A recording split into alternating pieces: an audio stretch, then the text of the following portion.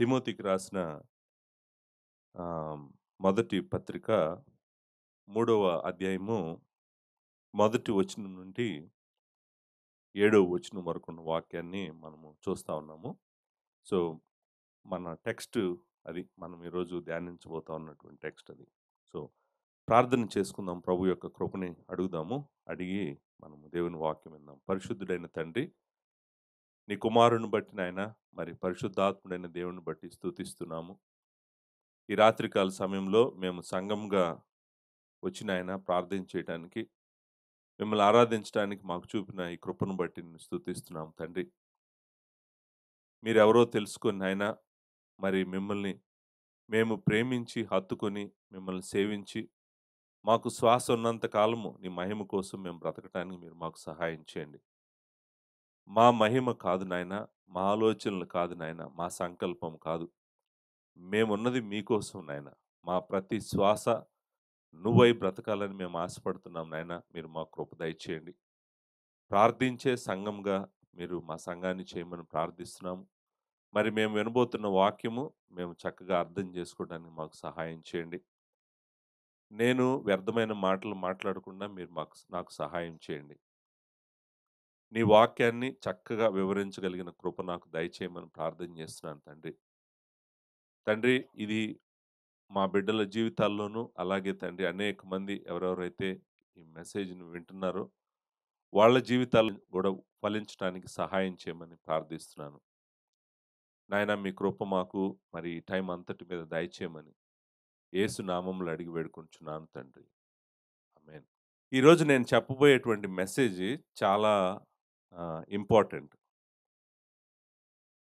ఎందుకు ఇంపార్టెంట్ అంటే, నేను స్థానిక సంఘాన్ని నడిపించవలసిన నాయకత్వం వహిస్తూ, అధ్యక్షులుగా ఉంటూ కాయవలసినటువంటి పెద్దలకు ఉండాల్సినటువంటి లక్షణాలు లేకపోతే అర్హతల గురించి చెప్పబోతా ఉన్నాను. చాలా సింపుల్‌గా చెప్పాలంటే, ఇంతసేపు నేను చెప్పిన దాన్నంతా గూడా చాలా సింపుల్‌గా చెప్పాలంటే, పాస్టర్స్‌కు ఉండాల్సిన అర్హతలేంటో చెప్పబోతున్నాను. స్థానిక సంఘాన్ని నడిపించేటువంటి నాయకులుగా ఉన్నటువంటి పాస్టర్స్‌కి ఉండాల్సిన అర్హతలేంటో మనము చూడబోతున్నాం ఈరోజు. ఇది మీరు అర్థం చేసుకోవటం ఎందుకు ఇంపార్టెంట్ అంటే, ఎందుకు ప్రాముఖ్యం అంటే, మిగిలిన విషయాలనన్నిటిని మనం పక్కన పెడితే, ముందు మీ స్థానిక సంఘాన్ని నడిపిస్తున్నటువంటి కాపరులకు ఈ లక్షణాలున్నాయో లేదో మీకు తెలియాలి. మీరు ఎవరిని పడితే వారిని కాపరిగా చేయటం గాని, కాపరి అని పిలవటం గాని, పాస్టర్ గారు అని అనటం గాని, అవంతా చేయటానికి ముందు అసలు ఆ వ్యక్తి పాస్టర్‌గా అవ్వటానికి కావలసిన అర్హతలున్నాయా లేదా అని మీలో ప్రతి ఒక్కరూ అడగాలి. దేవుని వాక్యం చెప్తుంది కాబట్టి, దేవుని వాక్యంలో కాపరికి ఎలాంటి అర్హతలుండాలని చెప్తుంది కాబట్టి, మా స్థానిక సంఘానికి, మా సంఘాన్ని నడిపిస్తున్నటువంటి మా కాపరికి, లేకపోతే మా పెద్దలకు ఈ అర్హతలు ఉన్నాయా లేదా అని మీరు మీ జీవిత కాలము మీరు ప్రశ్నిస్తానే ఉండాలి. మీ హృదయంలో మీరు ప్రశ్నించుకోవాలి. మీరు చూస్తూ గమనించాలి. గమనించటమే కాదు, వీటిలో ఈ అర్హతల్లో ఏ అర్హతలైనా గూడా మీ కాపర్లకు లేకపోతే మీరు అడగాలి. ఎందుకంటే ఇది దేవుని సంఘము. ఇది దేవుడు తన స్వరక్తమిచ్చి కొనుక్కున్నటువంటి సంఘము. ఇది దేవుని మంద. ఈ మంద విషయంలో ఎవరికీ అధికారం లేదు. సర్వాధికారము దేవునికే ఉంది. ఆయన వాక్యానికే ఉంది. కాబట్టి మీరు నేను ఇక్కడ నిలబడి వాక్యం చెప్తున్నాను గాబట్టి, ఈ వాక్యము ఎవరికో చెప్తున్నాడు పాస్టర్ గారు, మాకు కాదు అని మీరు అనుకోటానికి లేదు. The first target of our application ఇక్కడ కూర్చున్నటువంటి మీరే. ఇది స్థానిక సంఘమే. కాబట్టి స్థానిక సంఘాన్ని నడిపించేటువంటి కాపరులకు ఉండాల్సినటువంటి అర్హతలు, లేకపోతే లక్షణాలు అనేటువంటి మనం మొదటి తిమోతికి రాసిన పత్రిక మూడో అధ్యాయము మొదటి 7 వచనాల్లో చూస్తాము. సో, నేనిక్కడి నుంచి పాస్టర్స్ అనే మాటే అంటాను. ఎందుకంటే పాస్టర్ అనేటువంటి మాట Latin equivalent of shepherd. Shepherd అంటే కాపరి. కాపరి అన్నా, పాస్టర్ అన్నా ఒకటే గాబట్టి, పాస్టర్ అంటే అందరికీ తెలుస్తుంది కాబట్టి, నేను పాస్టర్ అనే మాటే వాడతాను. అధ్యక్షుడు అనేటువంటిది ఇంకొక పని. మరి పెద్దలు చేసేటువంటి 2 పనులు. ఒకటి పాస్టర్‌గా పనిచేస్తాడు. ఇంకొకటి అధ్యక్షుడిగా పనిచేస్తాడు. నాయకత్వం వహిస్తాడు.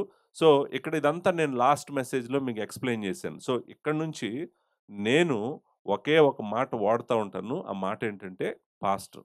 పాస్టర్‌గా ఉండాలంటే చర్చ్‌కి ఈ అర్హతలు ఉండాలి అని నేను చెప్పుకుంటూ వెళ్ళిపోతుంటాను.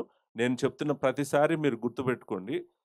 ఈ సంఘానికైనా, ఏ స్థానిక సంఘానికైనా ఒకవేళ మీరిక్కడి నుంచి ఇంకొక చోటకి వెళ్లారనుకోండి, ఇంకొక స్థానిక సంఘానికి వెళ్లారనుకోండి, అక్కడికి వెళ్ళినా కూడా మీరెప్పుడూ గుర్తుపెట్టుకోవాల్సింది, అడగాల్సిందేంటంటే, మమ్మల్ని నడిపిస్తున్నటువంటి నాయకులు, ఈ పాస్టర్సు వీళ్ళకున్న అర్హతలు ఏంటి? నేను ఇంతకు ముందు గూడా చెప్పాను. ఇప్పుడు సంఘాలు ఎలా ఉన్నాయంటే, ఆ సంఘాలు కడుతున్నటువంటి బిల్డింగ్‌కి చాలా ప్రాముఖ్యత ఇస్తున్నారు. సంఘము కడుతున్నటువంటి మా చర్చ్ లాంటి చర్చ్ ఎక్కడ లేదండి. ఇంత చాలా పెద్ద గ్రాండ్‌గా కట్టామండి. మేము ఎంత డిజైన్ చేసామనుకుంటున్నారు? ఎంత బ్యూటిఫుల్‌గా చేసామనుకుంటున్నారు? ఎనకాల మీరు చూడలేదు చాలా పెద్ద డిజిటల్ స్క్రీన్ పెట్టాము. తర్వాత మీరు ఇంకా చూడలేదు రంగురంగుల లైట్లు పెట్టాము. సో, వీటన్నిటి గురించి చాలా మాట్లాడుతున్నారు. వాళ్ళకి నిజానికి తెలియని విషయం ఏంటంటే దాన్ని చర్చ్ అనరు. దాన్ని బిల్డింగ్ అంటారు. చర్చ్ అంటే పరిశుద్ధుల సమూహము. Church is not a building. This building is not church. This building is a building. This hall is a hall. Church అంటే అర్థం ఏంటంటే, మనము ఇక్కడ కూర్చున్నాం గదా! ఇక్కడ కూర్చుంటానికి వచ్చాం గదా! ఆరాధించడానికి వచ్చాం గదా! మనం ఎక్కడున్నామో అక్కడ సంఘం ఉంది. మనం అందరం ఈ బిల్డింగ్‌లో నుంచి బయటకి వెళ్ళిపోయామనుకోండి. ఇదేమవుతది? It is just a building. It's not a church. Church అంటే అర్థం ఏంటంటే, పరిశుద్ధుల సమూహము. ఇప్పుడు చూడండి వీళ్ళు చర్చ్ అనేటప్పటికే అసలు అండర్‌స్టాండింగ్ ఎలా అయిపోయిందంటే, ఓహ్! చర్చ్ అంటే బిల్డింగు. దాని మీద ఎంత దృష్టి పెడుతున్నారో, ఎంత ధనం పెడుతున్నారో, అసలు వాళ్ళ సమయం పెడుతున్నారు. ఇంక అన్నీ పెడుతున్నారు దాని మీద. అంతేగాని, అరే! మనం సంఘం అంటే పరిశుద్ధుల గ్యాదరింగు, పరిశుద్ధుల సమూహాన్ని సంఘం అంటారు.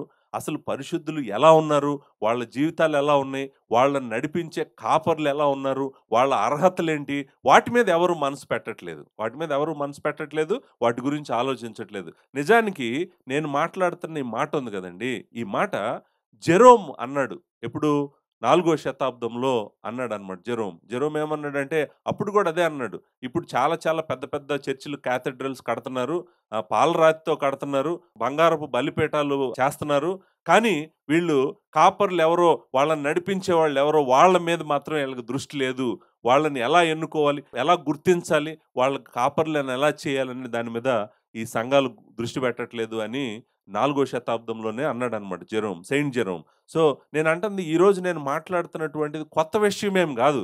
ఇది సంఘ చరిత్రలో జరుగుతానే ఉంది. ఈ మనిషి యొక్క దృష్టి ఎప్పుడూ గూడా అనవసరమైన వాటి మీద ఎక్కువ పెడతాడు. ఎంతో ప్రాముఖ్యమైన, అవసరమైన దాని మీద మాత్రం దృష్టి పెట్టట్లేదు. సో, అలాంటి విషయం ఇది ఒక టాపిక్. ఈ టాపికు చాలా ఇంపార్టెంట్ టాపిక్. నేననుకుంటాను, దేవుని వాక్యంలో చెప్తున్నటువంటి అర్హతల గురించి నిజంగా అర్థం చేసుకొని, నిర్మలమైన మనస్సాక్షి కలిగిన కాపరి ఎవరైనా ఉంటే, ఒకవేళ ఈ అర్హతలు నేను మీట్ అవ్వట్లేదు అని చెప్తే, స్థానిక సంఘం ఎదురుగా నిలబడి, నేను స్థానిక సంఘాన్ని నడిపించడానికి అనర్హుడినని పుల్పిట్‌లో నుంచి దిగెళ్ళిపోవాలి.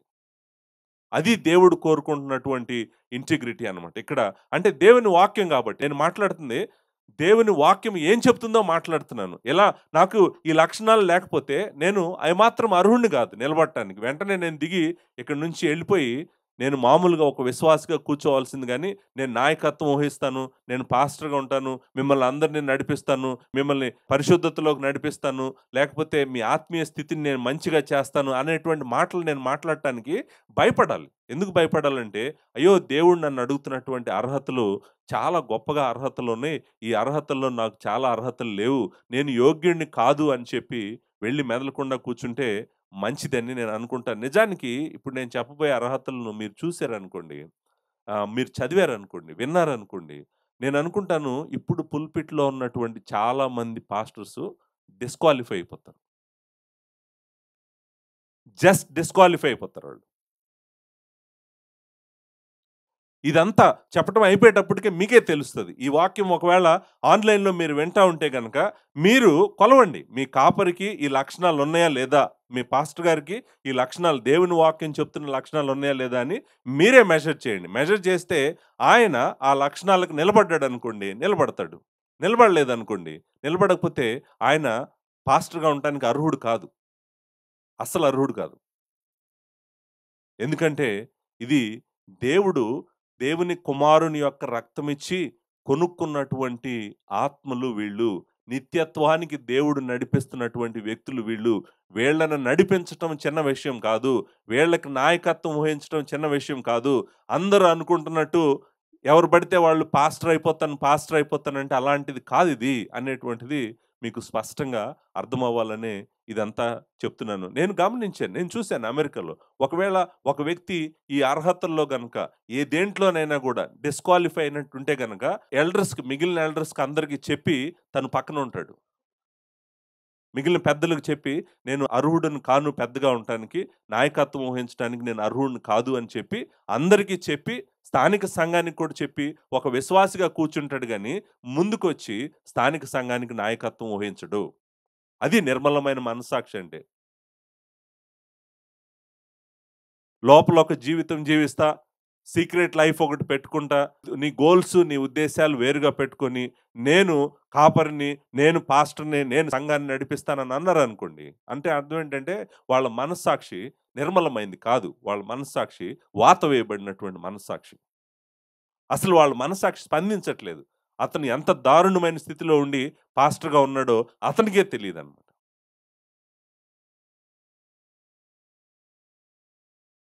సో నేను చెప్తుందేంటంటే, ప్రతి విశ్వాసి మిమ్మల్ని మీరు ఒక కాపరి కింద, ఒక పాస్టర్ కింద పెట్టుకోవటానికి ముందు, దయచేసి మీరు ఆ పాస్టర్‌కి దేవుని వాక్యం చెప్తున్నటువంటి అర్హతలున్నాయో లేదో మిమ్మల్ని మీరు పరీక్షించుకోండి. ప్రతిదీ చూడండి, దేవుని వాక్యంలో నుంచి చూడండి. మీరు ఎన్నాళ్ళు మొత్తం ఏమి కన్నులు లేనట్టుగా, చెవులే లేనట్టుగా, పట్టించుకోనట్టుగా ఉంటారు స్థానిక సంఘాల్లో కూర్చుంటా? అడగాలి కదా మీరు. ఎందుకు దేవుని వాక్యం ఎలా చెప్తుంది? మీరెందుకు ఇలా ఉన్నారని అడగాల్సిన బాధ్యత సంఘస్థులదే గదా! సంఘస్థులు మాట్లాడకుండా, మెదలకుండా ఉన్నారనుకోండి, ఆ సంఘం అపవిత్రం అయిపోతానే ఉంటది. అపవిత్రం అయిపోవటానికి ముందుండి నడిపిస్తున్నటువంటి వ్యక్తి ఈ అపవిత్రమైనటువంటి నాయకుడే అన్నమాట.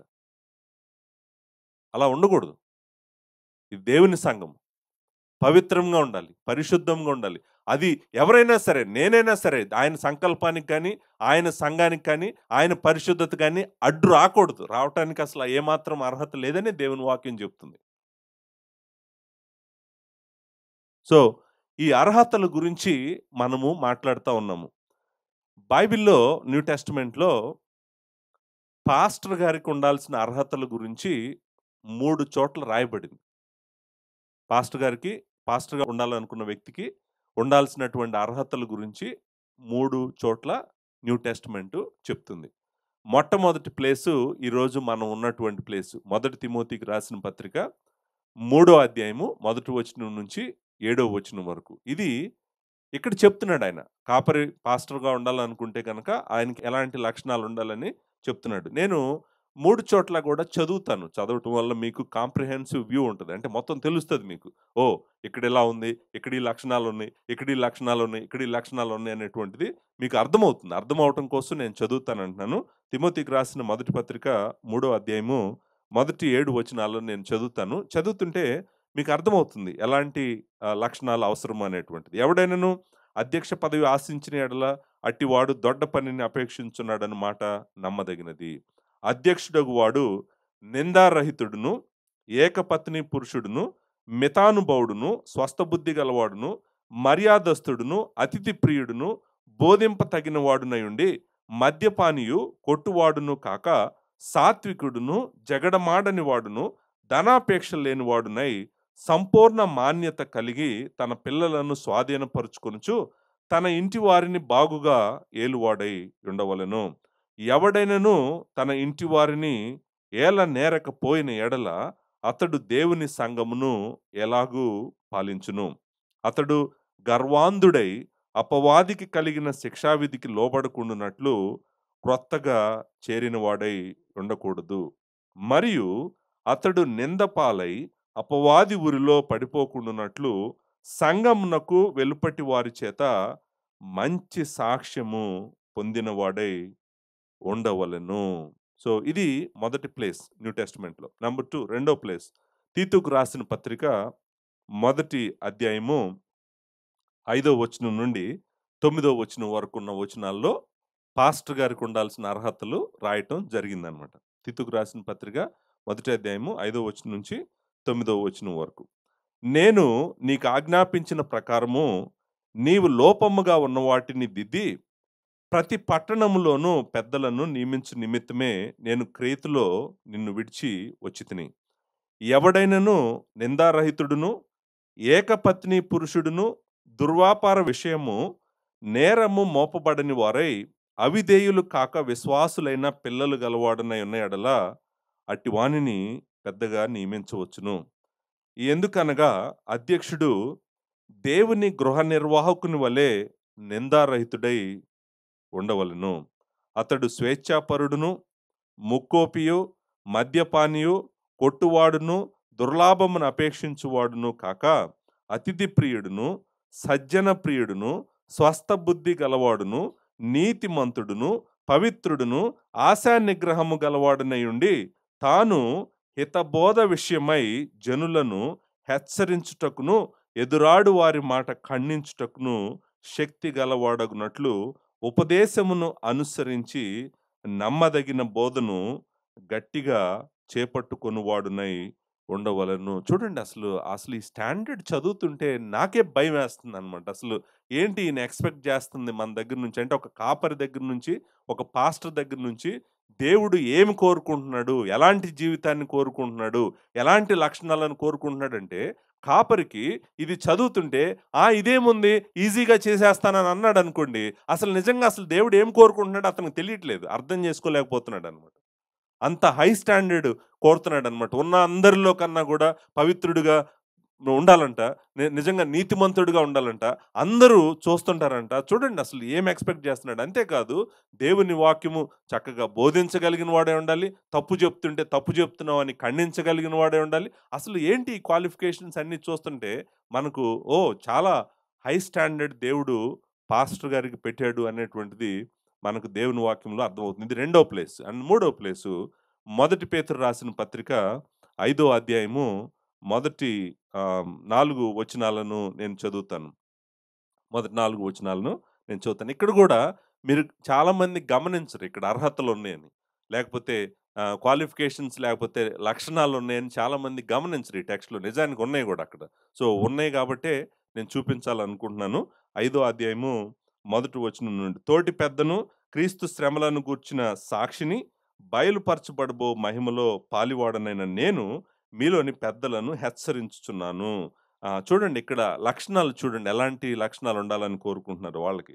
బలిమి చేత కాక దేవుని చిత్త ప్రకారము ఇష్టపూర్వకముగాను. అంటే ఈయన ఎలా పనిచేసేవాడు అయి ఉండాలంటే బలిమి చేత కాదు, అంటే కంపల్షన్ ఎవరో ఒకళ్ళు ఫోర్స్ చేయటం వలన నువ్వు చెయ్యాలంటేనో అలా బలిమి చేత కాదంట, కానీ ఇష్టపూర్వకంగా పని చేయగలిగిన వాడై ఉండాలంట. మరి అది అర్హతే కదా, అది క్వాలిఫికేషనే కదా. పెద్దగా ఉండటానికి తన ఇష్టానుసారంగా అవ్వలేడు. ఎందుకంటే ఎవరో బయట నుంచి నిన్ను నెడతంటే నువ్వు చేయటం కాదు పరిచర్య, నీకు ఇష్టపూర్వకంగానే చేయాలంట. అంతేకాదు దుర్లాభాపేక్షతో కాక సిద్ధ మనసుతోను. ఆ మాట కూడా ఇంపార్టెంటే కదా. మనం దుర్లాభాపేక్ష, దుర్లాభం అంటే మీకు తెలుసు కదా, అపేక్ష అంటే కూడా మీకు తెలుసు, నేను వర్ణించాల్సిన అవసరం లేదు. సిద్ధ మనసుతో అంటే త్వరగా చేయాలన్న ఆశతో మీ మధ్యనున్న దేవుని మందను పై విచారణ చేయొచ్చు కాయుడి అన్నాడు కదా. అయిపోయింది. 3వ వచనంలో కూడా ఉంది యాక్చువల్గా అర్హతలు. ఏమన్నా చూడండి, మీకు అప్పగింపబడిన వారిపైన ప్రభువునైనట్టుండక మందకు మాదిరిలుగా ఉండుడి. ఈ మాట చాలా ఇంపార్టెంట్ మాట. అంటే బలిమి చేత కాక అనేది ఇంపార్టెంటే, ఇష్టపూర్వకంగా అనేటువంటిది ఇంపార్టెంటే, దుర్లాభాపేక్షతో కాక అనేది ఇంపార్టెంటే, సిద్ధ మనసుతో అనేది ఇంపార్టెంటే. అంతేకాదు ప్రభువులైనట్టు కాక వాళ్ళ మంద మీద లార్డ్‌షిప్ చేయకూడదు. అంటే ఏంటంటే నేను మీ అందరికీ ప్రభువుని, మీ అందరికీ నా దాసులు అన్నట్టు కాదండి. లార్డ్‌షిప్ అంటే అది అర్థమైంది కదా మీకు. ప్రభువులైనట్టు కాక మందకు మాదిరిగా ఉండుడి. ఇప్పుడు చూడండి, ఈ ఒక్క మాటే మీరు ఆలోచించండి. మందకు మాదిరిగా ఉండటం అంటే ఏంటి? మందకు మాదిరిగా example to the flock of God. Example to the flock of God. మందకు మాదిరిగా ఉంటామంటే చెప్పమంటారండి? మంద ఆయనను చూసి ఎలా జీవించాలో నేర్చుకోవాలంట. మంద ఆయనను చూసి ఎలా జీవించాలో నేర్చుకోవాలంట. అది మాదిరిగా ఉండటమంటే. మాదిరిగా ఉండటమంటే అదే కదా! ఎగ్జాంపుల్‌గా ఉండటమంటే అదే గదా! నేను మరలా చెప్తున్నాను. చాలామంది భక్తులు చెప్పిన మాటనే మీకు చెప్తున్నాను. స్థానిక సంఘంలో ఉన్నటువంటి పరిశుద్ధులు ఎప్పుడూ గూడా పాస్టర్ గారి పరిశుద్ధతను దాటలేరు. పాస్టర్ గారు ఎంత పరిశుద్ధుడిగా ఉంటారో, సంఘంలో ఉన్న పరిశుద్ధులు అంత పరిశుద్ధంగా ఉంటారు. పాస్టర్ గారు ఎంత అపవిత్రంగా ఉంటారో, ఆ సంఘం అంతా గూడా అపవిత్రంగానే ఉంటది. ఎందుకో చెప్పమంటారా? Reason is very simple. ఎందుకంటే వాళ్ళు ఆయన్ని చూస్తుంటారు గాబట్టి. ఆయనను గమనిస్తుంటారు గాబట్టి. ఆయనే అన్నీ చేయగూడని అన్నీ చేస్తూ, ఎందుకు మీరు చేస్తున్నారని చెప్పాడనుకోండి, వాళ్ళేమంటారు వెంటనే మీరే జేస్తున్నారు గదండీ అంటారు. సో, మందకు మాదిరిగా అనే మాట చాలు నిజానికి ఒక దేవుని బిడ్డ జీవితం అంతా గూడా అంటే ఒక కాపరి, ఒక పాస్టర్ గారి జీవితం అంతా గూడా ఎలా ఉండాలో వర్ణించటానికి ఆ ఒక్క మాట చాలు. మాదిరి. నువ్వు అందరికీ మాదిరిగా ఉండాలంటే సంఘంలో 200, 300 మంది ఉన్నప్పుడు అందరూ నిన్ను చూస్తున్నప్పుడు అందరికీ నువ్వు పవిత్రతలోను, నీతిలోను, వినయంలోను, సాత్వికంలోను, నిందారహితంలోను, నిష్కల్మషంలోను, నిర్మలమైన మనస్సాక్షి విషయంలోను అన్నిట్లో గూడా అందరూ నిన్ను చూసి, ఓహ్! నేను పాస్టర్ గారిలాగా ఉండాలి అనే విధంగా నీ జీవితం ఉండాలంటే, దేవుడు నీ దగ్గర నుంచి ఎంత కోరుకుంటున్నాడో చూడండి. ఏం ఆశిస్తున్నాడో చూడండి దేవుడు మన దగ్గర నుంచి. ఒక కాపరి నుంచి, ఒక పాస్టర్ నుంచి. సో, అంటే ఆహ్, ప్రాబ్లమ్ ఏంటంటే అండి, ఎవరు పట్టించుకోవట్లేదు. పాస్టర్స్ పట్టించుకోవట్లేదు. అసలు విశ్వాసులైతే పట్టించుకోవట్లేదు. విశ్వాసులకి ఎంతసేపు ఏముంటదంటే, అయ్యగారొచ్చారు, దీవించారు, మేము కానుకిచ్చాం తప్ప ఇక వేరే వేరే ఆలోచనే లేదు అనమాట. విశ్వాసులకు కూడా ఏం తెలియట్లేదు. విశ్వాసులు కూడా పట్టించుకోవట్లేదు. సో, పాస్టర్స్‌కి కూడా తెలీదు. పాస్టర్స్ కూడా పట్టించుకోవట్లేదు. అరే! నేనసలు యోగ్యుడినా కాదా? నేనసలు ఈ పని చేయొచ్చా? చేయకూడదా? నేను చేయకూడని దాన్ని చేస్తున్నట్టున్నాను. నా జీవితమే నిజంగా అస్సలు బాగాలేదు. నేనెలా ఉంటాను పుల్పిట్‌లో? నేనెలా మందకు ముందుండి మాదిరిగా నడిపించగలను? అని వాళ్ళు గూడా ఆలోచించట్లేదు. ఎవరు ఆలోచించట్లేదు. మరి ఎలా? స్థానిక సంఘాలు పాడైపోతున్నాయని మనం ఎన్ని సార్లు మాట్లాడుకున్నా, ఎందుకు పాడైపోతున్నాయో తెలియాలి గదా! ఎందుకు పాడైపోతున్నాయో దేవుని వాక్యంలో నుంచి ఎళ్తుంటే మనకు తెలుస్తుంది. మొదటి తిమోతికి రాసిన పత్రిక అంతా చెప్తుంటే, సంఘాలను ఎలా దేవుడు కోరుకుంటున్నాడో, యాక్చువల్‌గా సంఘాలు ఎలా ఉన్నాయో మనకు అర్థమవుతుంది. అప్పుడు తెలుస్తుంది మనకు. అయ్యో! సంఘాలు ఎందుకు పాడైపోతున్నాయి అనేటువంటి దేవుని వాక్యానుసారంగా ఇవి లేవు గాబట్టే సంఘాలు పాడైపోతున్నాయి అనేటువంటిది మనకి స్పష్టంగా అర్థమవుతుందన్నమాట. మీ అందరికీ ఆ కోరిక లేదా? అసలు నిజంగా దేవుని వాక్యానుసారంగా మా సంఘం ఉండాలనేటువంటి బాధ గాని, భారం గాని లేదా? ఒకవేళ ఉంటే మీరు కోరుకోండి. ఇలాంటి కాపరులు కావాలి మాకు. ఇలాంటి పాస్టర్స్ కావాలి మాకు. ఇలాంటి పెద్దలు కావాలి మాకు. మా సంఘాన్ని ఎవరి చేతిలో పడితే వాళ్ళ చేతిలో మేము పెట్టము అని నిర్ణయం మీరు తీసుకోవాలి గదా! మీరు తీసుకొని ప్రతి ఒక్కటి జాగ్రత్తగా మీరు చూడాలి గదా! దేవుని వాక్యంలో నుంచి. చూస్తేనే మీ బాధ్యత. సంఘాన్ని పవిత్రంగా, పరిశుద్ధంగా ఉంచటంలో ప్రతి ఒక్క వ్యక్తి బాధ్యత ఉంది. నేనెళ్ళి పాపం చేస్తూ వచ్చి దేవుని శరీరంలో కూర్చొని నా సంఘం పవిత్రంగా ఉందన్నాననుకోండి. ఎలా ఉంటది? వేరే వ్యక్తి పాపం చేస్తా ఉంటే నువ్వు మెదలకుండా చూస్తా ఉన్నావనుకోండి. శరీరం అంతా పాడైపోతుంటది గదా! నువ్వు చెప్పాలి గదా! అరే! దేవుని వాక్యానుసారంగా అలా లేదండి. మీరలా చేయకూడదండి అని చెప్పాల్సిన బాధ్యత విశ్వాసిగా నీ మీద ఉంది గదా! నువ్వేమి చెప్పకుండా మెదలకుండా ఉండి నాకెందుకులే అని విడిచిపెడుతుంటే స్థానిక సంఘాలు పాడైపోకపోతే ఏం జరుగుతది స్థానిక సంఘాలకి? బాధ్యత తీసుకోవాల్సినటువంటి వాళ్ళు విశ్వాసులు. విశ్వాసులకి ఏమి బాధ్యత తీసుకోవటం ఇంట్రెస్ట్ లేదు. వాళ్ళకి ఆయనొచ్చి ఆశీర్వాదాలు చెప్తే చాలు. ప్రతి వారము ఆశీర్వాదాలు చెప్పి పంపిస్తే చాలు వాళ్ళకి. ఇది మన సంఘాల పరిస్థితి. సో, ఇప్పుడు మనము మన చర్చ్‌ని ఎక్విప్ చేద్దాం. మన చర్చ్‌ని కూడా ఎక్విప్ చేయాలి. ఎందుకంటే, ఈ స్టాండర్డ్ గనక మనం మెయింటైన్ చేయలేదనుకోండి, మన సంఘం కూడా పాడైపోద్ది. మన సంఘం పాడైపోద్ది. పాడైపోకుండా ఉండాలంటే నేను అడుగుతుందేంటంటే, ప్రతి తరాన్ని అడుగుతున్నాను. ఇక్కడ కూర్చున్న వాళ్ళలో 3, 4 తరాలున్నారు. I am asking every generation. ఇది మన సంఘము ఎప్పటికీ నిలబడి మంచిగా ఉండాలంటే, దేవుని వాక్యంలో చెప్పినటువంటి అర్హత కలిగినటువంటి వాళ్ళే పాస్టర్‌లుగా ఉండాలి. ఉండాలి అనేటువంటి నిర్ణయం మీరు తీసుకోలేదనుకోండి, ఎవరు పడితే వాళ్ళు ఇప్పుడు నేనున్నాను, లేకపోతే మన బ్రదర్స్ ఉన్నారు, ఎల్డర్స్ ఉన్నారు, నడిపిస్తున్నాము. తర్వాత ఎవరు నడిపించబోతున్నారో చర్చ్‌కి ఎలా తెలుస్తది మీకు? ఓహ్! వీళ్ళు అర్హులా కాదని మీకెలా తెలుస్తది? తెలియాలనుకుంటే మీకేం తెలియాలి? దేవుని వాక్యము తెలియాలి. ఓహ్! ఈ వ్యక్తి అర్హుడు, ఈ వ్యక్తి అర్హుడు కాదు అని మీకెలా తెలుస్తది? ఎలా తెలుస్తదంటే దేవుని వాక్యం ద్వారానే తెలుస్తదనమాట. సో, కాబట్టి నేను 3 ప్లేసెస్‌లో చూపించాను. ఈ 3 ప్లేసెస్‌లో గూడా అర్హతలు ఉన్నాయి. పెద్దలుగా లేకపోతే పాస్టర్స్‌గా ఉండాలనుకున్నోళ్ళు ఇలాంటి అర్హతలు కలిగుండాలి. మీరు చూసారో లేదో, గమనించారో లేదో, మొదటి తిమోతికి రాసిన పత్రికలో ఉన్నాయి, తర్వాత తీతుకు రాసిన పత్రికలో ఉన్నాయి ఎగ్జాక్ట్‌గా సేమ్ కాదు. సో, ఇప్పుడు కొంతమంది ఏమంటారంటే, పాస్టర్ గారు అసలు ఎన్ని లక్షణాలున్నాయి? ఎన్నుండాలి? ప్లస్ మొదటి పేతురు రాసిన పత్రిక లో రాసినవి అక్కడ లేవు.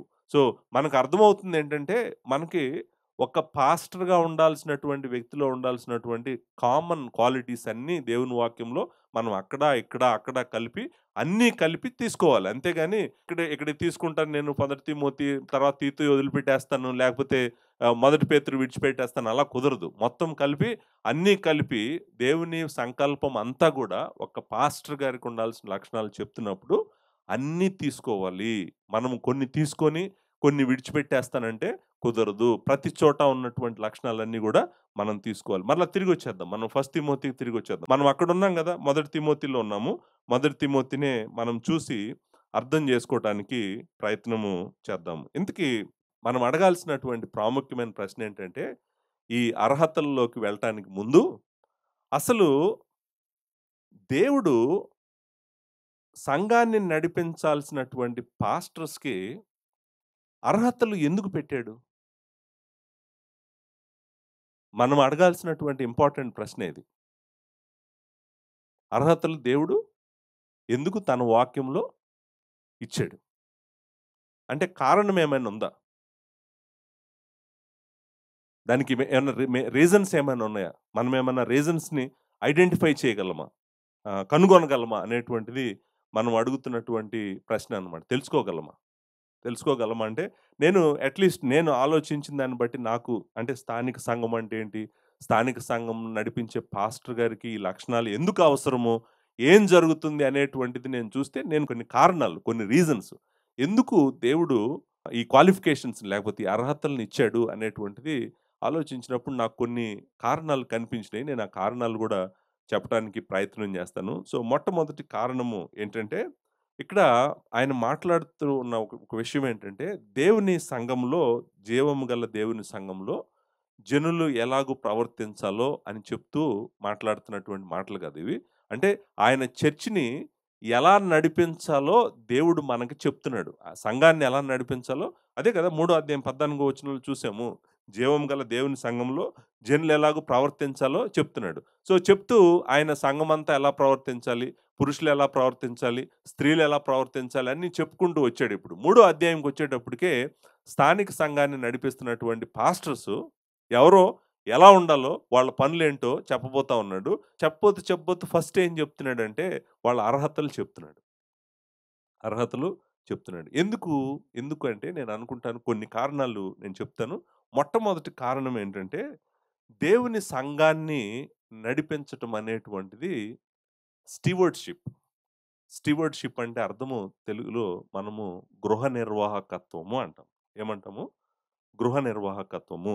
మనము నిజానికి ఆ మాట ఆహ్, ఎగ్జాక్ట్‌గా ఆ మాట తీతుకు రాసిన మొదటి పత్రిక 7 అధ్యాయంలో వాడాడు. గృహ నిర్వాహకుని వలె అనే మాటుంటది. ఎందుకనగా అధ్యక్షుడు దేవుని గృహ నిర్వాహకుని వలె నిందారహితుడై ఉండవలెను అనే మాటుంది. సో, ఇక్కడ మనకు అర్థమవుతుందేంటంటే, మరలా నేను చెప్తున్నాను. ఎందుకు అర్హతలు పెట్టాడు అంటే, ఇది దేవుని సంఘము. దేవుని సంఘము. దేవుని సంఘాన్ని నడిపించాల్సినటువంటి పాస్టర్సు ఎలా ఉండాలి? వాళ్ళకన్న బాధ్యతేంటి? గృహ నిర్వాహకుల వలె ఉండాలి. అంటే స్టీవర్డ్‌షిప్పే గదా! స్టీవర్డ్‌షిప్. అంటే గృహ నిర్వాహకత్వం అంటే ఏంటంటే, దేవుడు తను సంపాదించుకున్నటువంటి సంఘము మీద నాయకత్వపు బాధ్యత అప్పగించి, ఇదిగో నువ్వు నా మంద పైన నువ్వు జాగ్రత్తగా ఏమేమైతే నీకు పనులు చెప్తున్నానో, ఆ పనులన్నీ నువ్వు నమ్మకంగా నేను వచ్చేలోపు నువ్వు చెయ్యాలి.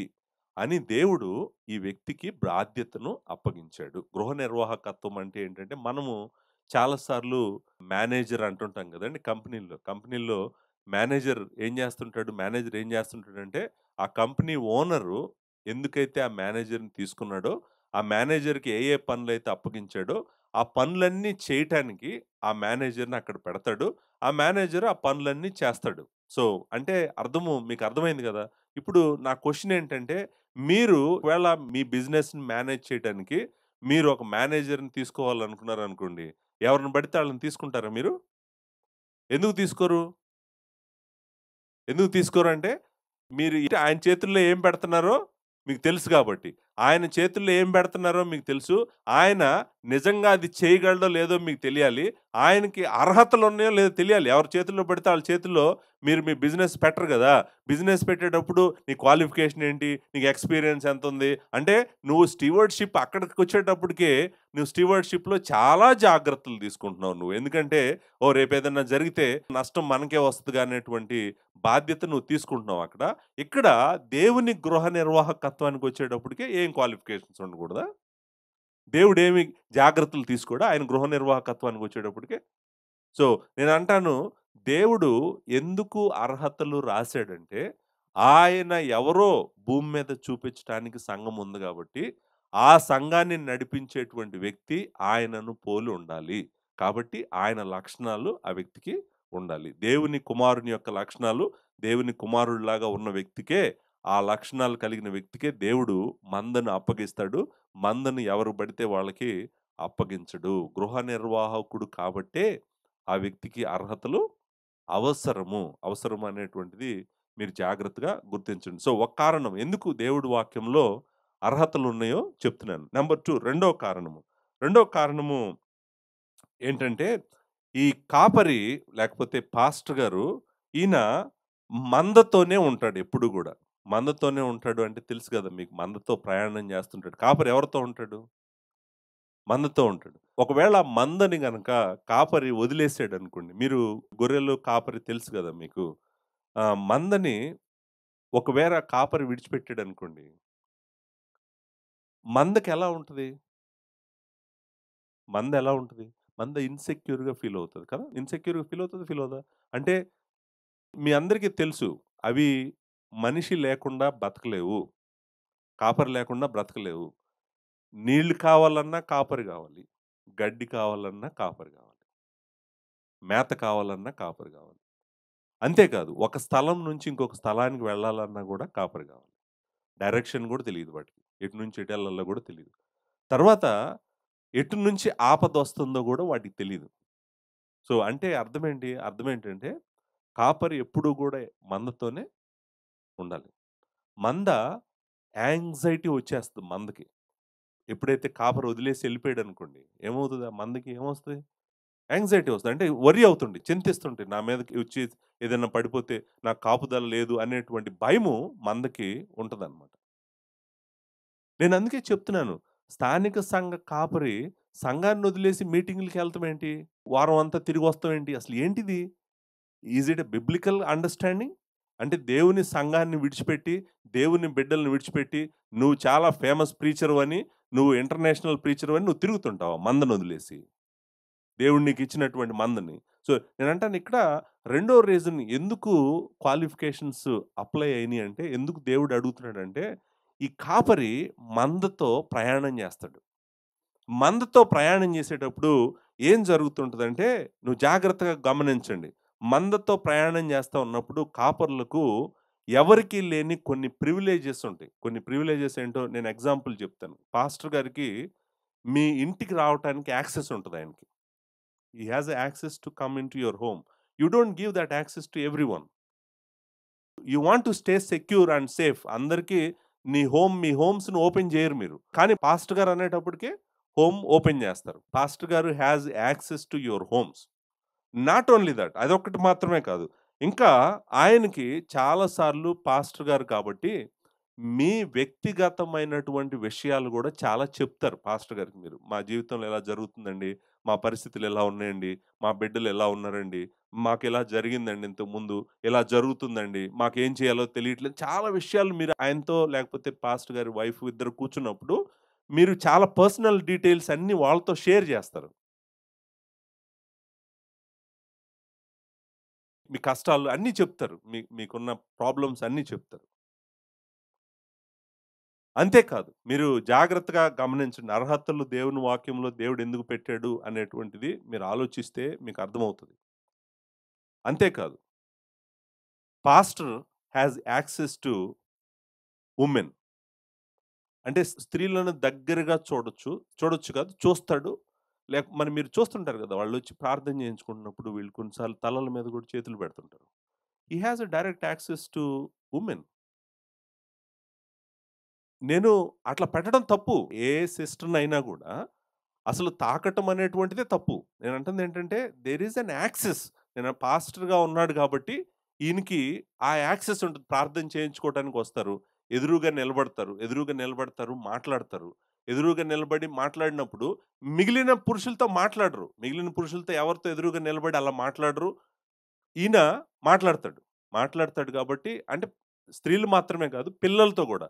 పిల్లలకు కూడా ఈయనకి యాక్సెస్ ఉంటది. ఎందుకంటే పాస్టర్ గారు గాబట్టి సంఘంలో పిల్లలు గూడా పరిగెట్టుకుంటూ ఎళ్లి మా పాస్టర్ గారు అని వస్తుంటారు. సో, నేను చెప్పాలనుకున్న పాయింట్ ఏంటంటే, వీళ్ళు గనక చెడ్డోళ్ళనుకోండి, చాలా డ్యామేజ్ జరుగుతదండి. వీళ్ళు గనక చెడ్డోళ్ళనుకోండి, సంఘానికి, కుటుంబాలకు, జీవితాలకు ఇర్రిపేరబుల్ డ్యామేజ్ జరుగుతది.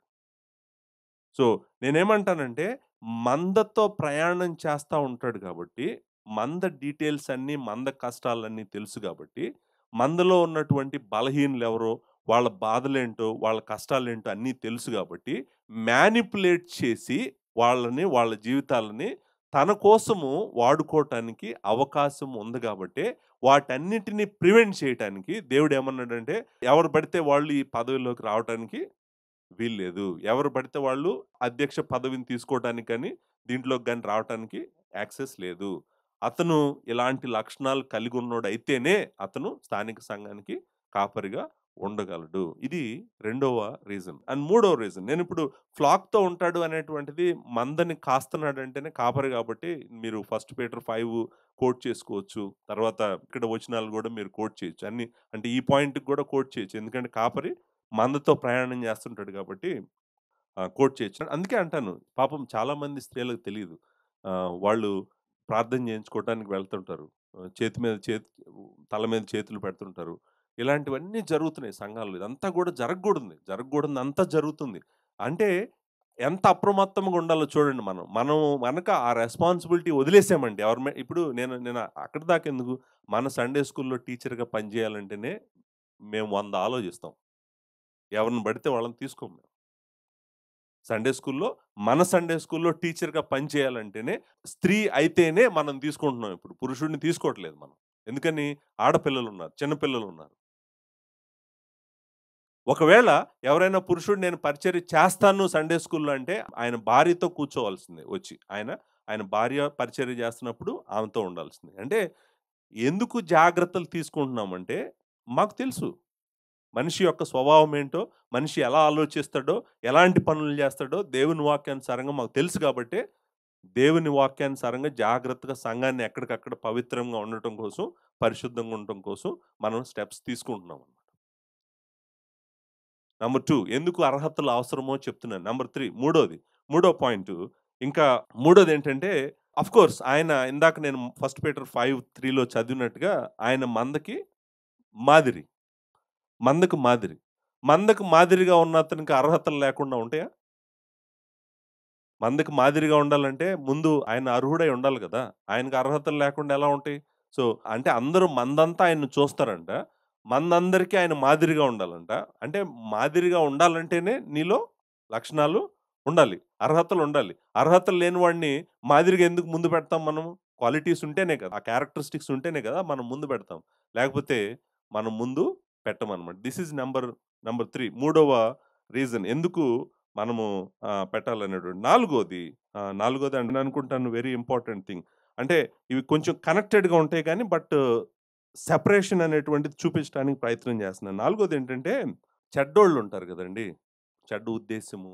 చెడు ఉద్దేశము, బ్యాడ్ ఇంటెన్షన్స్. ఇప్పుడు చూడండి, డబ్బులు సంపాదించాలి సంఘం ద్వారా అనే వ్యక్తికి పాస్టర్ అయ్యాడనుకోండి, తన మనసు దేని మీద ఉంటది? డబ్బు మీద ఉంటది. కానీ దేవుని వాక్యం ఏం చెప్తుంది? అర్హతల్లో ఒక అర్హత ఏంటి? ధనాపేక్ష ఉండకూడదు. అంటే ఇప్పుడు ఈ అర్హతలు పెట్టటం వల్ల చెడ్డ వాళ్ళని పుల్పిట్‌లోకి రాకుండా ఆపేస్తున్నాం.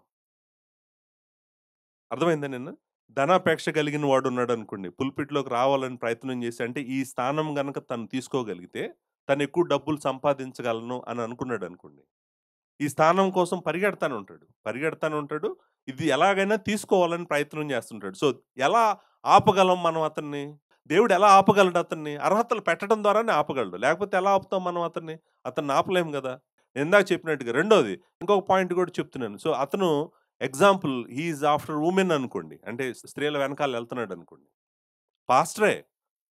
కానీ తనేమనుకుంటున్నాడంటే, ఓహ్! నేను పాస్టర్ అయితే నేను ఇంకా ఏదైనా చేయొచ్చు అని అనుకున్నాడనుకోండి. చూడండి, చాలా సార్లు నేను ఇందాక కూడా చెప్తున్నాను. ఇలాంటి ప్రాబ్లమ్స్ చాలా ఉన్నాయి సంఘాల్లో. స్త్రీలు వాళ్ళ జీవితాల్లో ఉన్న కష్టాలొచ్చి పాస్టర్‌కి చెప్తారు. ఆళ్ళ భర్త గురించే చెప్తారు కొన్నిసార్లు. నా భర్త మంచోడు కాదండి, తాగుబోతండి, డబ్బులివ్వడండి ఇంట్లో అని వాళ్ళ వాళ్ళ బాధేంటో పాస్టర్ గారికి చెప్పుకుంటారు. అంతేకాదు, చాలా సార్లు పాస్టర్ ఏం చేస్తాడో తెలుసా అండి? ఆ బాధలన్నీ విన్న తర్వాత, అవునా! అలాంటోడా? మంచోడు గదా! అయితే నేను నీకు సహాయం చేస్తానంటాడు. నేను నీకు మనీ ఇస్తానంటాడు. మనీ ఇస్తాడు, ఊరికనే ఇస్తాడా ఏంటి? మనీ ఏమి ఊరికనే ఇవ్వడు. And he will expect something from her. నేనంటుంది, ఇట్లాంటి ఈవిల్ ఇంటెన్షన్స్ ఉన్నోళ్ళు పుల్పిట్‌లోకి రావటానికి అవకాశం ఉంది. వచ్చిన తర్వాత ఏం చేస్తాడు? వచ్చిన తర్వాత స్లోగా ఇంకొక వ్యక్తితో సంబంధం పెట్టుకున్నాడనుకోండి. ఎక్స్‌ట్రా మ్యారిటల్ అఫైర్స్ అంటాం గదా మనం. వివాహేతర సంబంధాలంటారు. పాస్టర్‌గా ఉంటా, నీకు భార్య ఉండగా, నీకు కుటుంబం ఉండగా, ఇంకొక స్త్రీతో నువ్వు అక్రమ సంబంధం పెట్టుకున్నావనుకో, ఏమవుతది? చూడండి, అంటే ఎలాంటి ఇంటెన్షన్స్ ఉన్నోళ్ళందరిని దేవుని వాక్యం ఏం చేస్తుంది? అక్కడేమన్నాడు? ఏకపత్ని పురుషుడై ఉండాలని. అక్కడ అక్కడ ప్రొహిబిషన్ పెట్టాడు దేవుని వాక్యంలో. నువ్వు గనక ఇలాంటి పనులు చేసావంటే, నువ్వు గనక పక్కకెళ్ళకపోతే గనక సంఘమే నిన్ను పట్టుకొని పుల్పిట్‌లో నుంచి లాగి బయట పడేయాలి. అంతే కదా! అంటే దుర్మార్గులు, చెడ్డ హృదయం కలిగినటువంటి వాళ్ళకి పుల్పిట్ యాక్సెస్ లేకుండా చేయాలంటే దేవుడు అర్హతలను పెట్టాల్సిందే. అందుకే దేవుడు అర్హతలను పెట్టాడు. ఎవరిని పడితే వాళ్ళని పుల్పిట్‌లోకి రానివ్వకుండా అర్హతలను పెట్టడం జరిగింది. ఇంకొక పాయింట్ కూడా చెప్తాను. Last point and very important point. Last point ఏంటంటే, హితబోధ అనేటువంటి మాట మనం తీతుకు రాసిన పత్రికలో చూస్తాం మొదటి అధ్యాయంలో. మీరు మీరు చూసే ఉంటారు హితబోధ అనేటువంటిది. తీతుకు రాసిన పత్రిక మొదటి అధ్యాయము 9వ వచనంలో, తాను హితబోధ విషయమై జనులను హెచ్చరించుటకును, ఎదురాడి వారి మాట ఖండించుటకును శక్తి గలవాడగునట్లు ఉపదేశమును అనుసరించి నమ్మదగిన బోధను గట్టిగా చేపట్టుకొని వాడై ఉండవలెను అనే మాట ఉంది కదండీ. ఇక్కడ నేను అనుకుంటాను, దేవుడు క్వాలిఫికేషన్స్ పెట్టడానికి కారణం ఇంకొక రీజన్ ఏంటంటే, అబద్ధ బోధకులను పుల్పిట్‌లోకి రాకుండా ఆపేయటానికి. అబద్ధ బోధ చేసేటువంటి వాళ్ళని, అబద్ధ బోధకుల్ని పుల్పిట్‌లోకి రానివ్వకుండా ఉండాలంటే క్వాలిఫికేషన్స్ ఉండాలి. నువ్వు అబద్ధ బోధ తెలిసిన వాడివై ఉండాలి. అబద్ధ బోధను ఖండించగలిగిన వాడివై ఉండాలి. లేకపోతే హితబోధ తెలిసిన వాడివై ఉండాలి. నిజానికి ఆయన క్వాలిఫికేషన్ అడుగుతుందేంటంటే, నీకు దేవుని సంకల్పం అంతా తెలిసుండాలి. అబద్ధ బోధ ఏదో నువ్వు పట్టుకోగలగాలి. వాసన చూడగలగాలి, వెంటనే చెప్పగలగాలి. నువ్వు చెప్తుంది అబద్ధ బోధ అని చెప్పగలగాలి. చెప్పగలిగినటువంటి క్వాలిటీ నీకు లేదనుకోండి, నువ్వు అబద్ధ బోధకులను ఎవరు పడితే వాళ్ళు లోపలికొచ్చేస్తుంటారు పుల్పిట్‌లోకి. పుల్పిట్‌లోకొచ్చి చూడండి, ఇది నిత్య నరకానికి సంబంధించినటువంటి పాయింట్ అన్నమాట ఇది. అబద్ధ బోధకుల చేతుల్లో పుల్పిట్ పడిపోయిందనుకోండి, ఇక అంతే.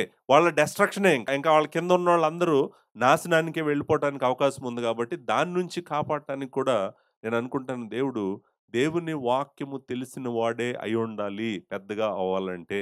లేకపోతే పెద్దగా ఉండాలంటే, లేకపోతే పాస్టర్‌గా ఉండాలంటే, దేవుని వాక్యము తెలిసిన వాడై ఉండాలి.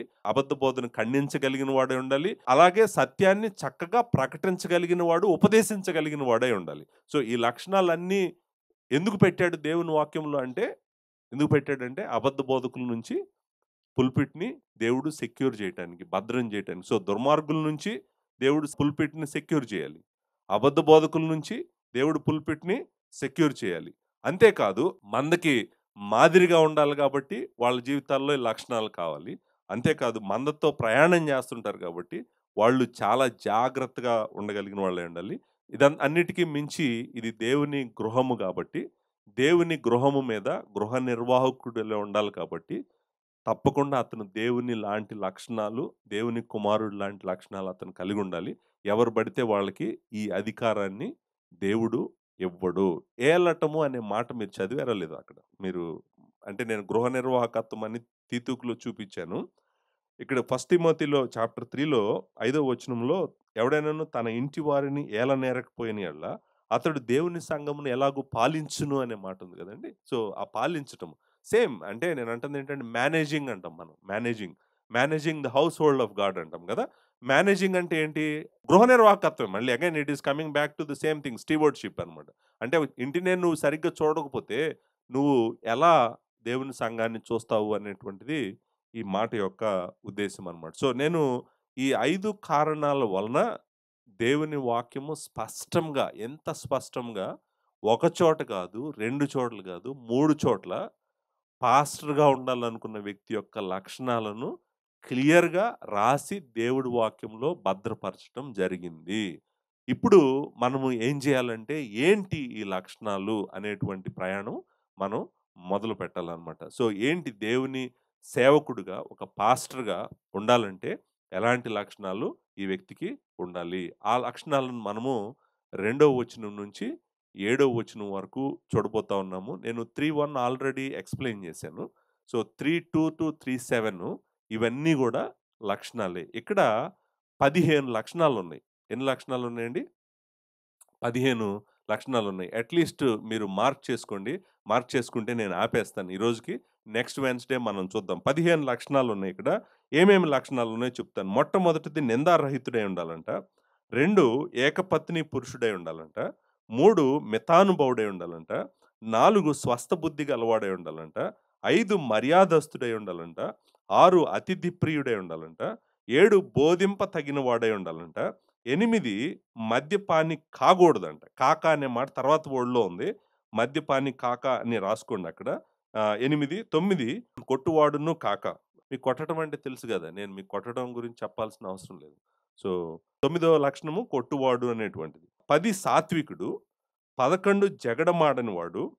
12 ధనాపేక్ష లేనివాడు. 13 తన ఇంటిని బాగుగా ఏలువాడు. 4, 5 వచనాల్లో ఉంది 13వ లక్షణము. 13వ లక్షణం ఏంటంటే, తన కుటుంబాన్ని మంచిగా చూసుకోగలిగిన వాడై ఉండాలి. 14వ వచనము అతడు కొత్తగా న్యూ కన్వర్ట్ అయి ఉండకూడదు. కొత్తగా దేవుడిని నమ్ముకున్నవాడై ఉండకూడదు. అది మనము 6వ వచనంలో చూస్తాం. అది 14వ లక్షణం. 14వ లక్షణం ఏంటంటే, కొత్తగా సంఘంలో చేరిన వాడై ఉండకూడదు. అంటే కొత్తగా దేవుడిని నమ్ముకున్న వాడై ఉండకూడదు. 14వ లక్షణము. 6వ వచనం అంతా గూడా 14వ లక్షణమే చెప్తుంది. 15వ లక్షణము 7వ వచనంలో ఉంది. అదేంటంటే, ఆ వ్యక్తి స్థానిక సంఘానికి బయటున్న వాళ్ళతో మంచి సాక్ష్యం కలిగుండాలి. ఔట్‌సైడ్ ది చర్చ్ మంచి సాక్ష్యం కలిగుండాలి. మీరు జాగ్రత్తగా గమనించారో లేదో, ఈ లక్షణాలు ఎక్కడ మొదలవుతున్నాయో తెలుసా? ఎక్కడ ఎండ్ అవుతున్నాయో తెలుసా? మీరు జాగ్రత్తగా గమనించండి. ఎక్కడ మొదలై ఎక్కడ ఎండ్ అవుతున్నాయి? స్పియర్స్ చెప్తున్నాను నేను. అంటే ఎక్కడ మొదలవుతున్నాయి, ఎక్కడ ఎండ్ అవుతున్నాయి చెప్పమంటారా అండి? ఇదిగోండి వ్యక్తి జీవితంలో మొదలవుతున్నాయి. మీరు చూస్తున్నారా నా వైపు? తన ఓన్ లైఫ్‌లో మొదలవుతున్నాయి. తన ఓన్ లైఫ్‌లో మొదలయ్యి, తన కుటుంబంలోకెళ్తున్నాయి. తన కుటుంబంలో నుంచి తన సంఘంలోకి వెళ్తున్నాయి.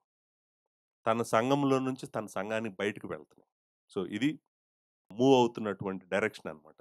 తన ఓన్ లైఫ్‌లో నుంచి, తన కుటుంబంలో నుంచి, సంఘంలో నుంచి సంఘానికి బయటకి వెళ్తున్నాయన్నమాట.